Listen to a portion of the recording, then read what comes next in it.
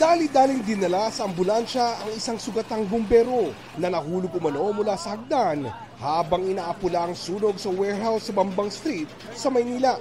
May malay naman ang bumbero na isinugod sa ospital. Pahirapan ang pag-aapula sa sunog na umabot sa ikalawang alarma. Kulang umano sa ventilasyon ng warehouse na imbakan ng candy. So napakakapal at lapot po ng usok. So we cannot directly to the focal points po na mapuntahan. May 40 truck ng bumbero ang rumisponde. Ayon silang trabahador ng warehouse, nagsimula ang apoy sa unang palapag. Hindi pa tukoy kung ano naging mitsa. Aabot umano sa 8 milyong piso ang halaga ng pinsala ng sunog na halos 4 na oras bago naapula. Nasunog din ang bahagi ng Tinajeros Elementary School sa Malamon. May narinig po akong sumisigaw, din sabi tulong daw. Yung lumabas po ako, nagtawag na po ako dyan sa mga tao para magtawag po ng rescue.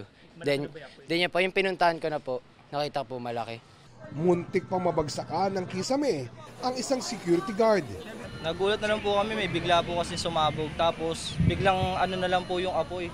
Sinubukan po namin apulayin po yung apoy, kaso po malaki na po talaga eh. Hindi na po namin naagapan.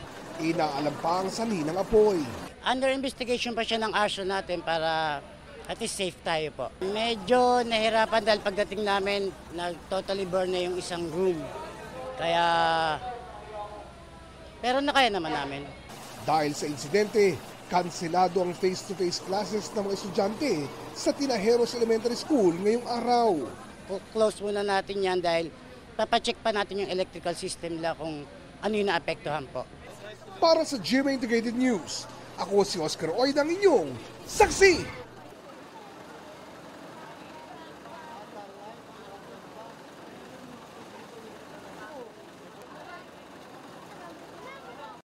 Mga kapuso, maging una sa saksi.